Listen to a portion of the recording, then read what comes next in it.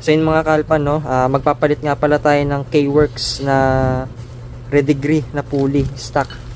Ayan, stock modified. Tapos TSMP and Brandulato 15 RPM.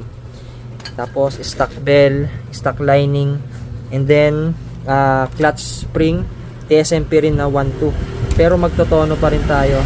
Yung gamit nating clutch spring dati 8SR. Ayan. Mali lang kasi yung pinadala sa atin na bola eh. Ewan ko, mulala yung seller eh. And babawi na lang tayo sa ratings kasi hindi na natin ma-return refund eh.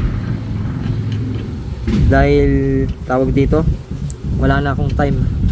Total, bali anong bola lalagay natin ay? Magbe-baseline tayo. Hindi ko na, tanggalin ko na yung 8 na yan. Lalagay ko muna 10-12. 10-12? 10-12. Wala. Kung Mag 11-12 sana tayo eh. Kung ganyan nakikita yung bola sa akin ngayon, gawa yan ng ano, sa seller. Ano na? Gawa sa seller yan. Kaya ganyan yung mga bola natin ngayon. Sa akin pa to eh. Mga bola ko to eh. Mga bola ko to. Pantono lang naman. Yung mag-alala, papalitan namin ng brand nyo yan. Baka sabihin nyo, di na yung papalitan. Yan na muna for the meantime. Tapos guys, wala natin backlit dito. B-Win. Diba? May magic washer na to built-in na yan.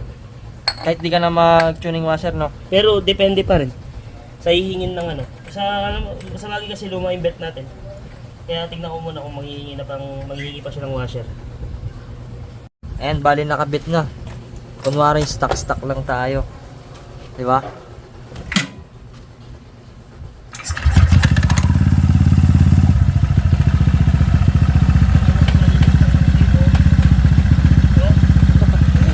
Nalilin lang ano. Kaya nga niyan pagkakan eh. Bumibirit ako.